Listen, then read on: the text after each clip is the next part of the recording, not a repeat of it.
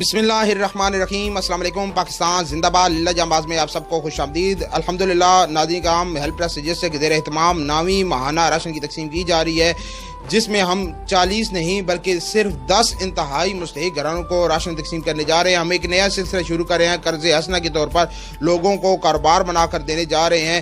ये जो 10 घर हैं जिनको राशन देना है, ये ऐसे लोग हैं जिनको अगर कारोबार बनाकर भी दिए जाए तो वो कारोबार नहीं कर सकेंगे। 2 घरों की मिसाल आपको देता हूँ, जिनमें से एक घर ऐसा है जिनमें से शोर जो है वो उम्र रसीदा है, नाबीना है, उसकी 2 बीवियाँ हैं, एक बीवी अब नॉर्मल है, एक नॉर्मल है और औलाद नहीं है। अगर उनको कारोबार बनाकर भी दी जाए तो वो कारोबार नहीं कर सकेंगे। इसी तरह एक घर ऐसा है कि मियाँ बीवी हैं, औलाद नहीं है, और जो मियाँ है वो रीढ़ की हड्डी के दर्द में मुब्तला है, बीवी उसके सारे दिन केयर करती है, उनको कारोबार बनाकर दिए जाए तो वो भी कारोबार नहीं कर सकेंगे। इस तरह 10 इंतहाई मुस्तहिक घरों को राशन की तकसीम करेंगे, मिकदार हम बढ़ा देंगे राशन की, और जो बाकी घरों हैं उनको हम कर्ज हसना के तौर पर कारोबार बनाकर देंगे। इसकी तफसील बाद में बताऊँ।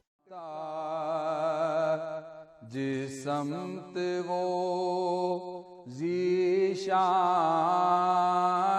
गया, नेमतें बांटता,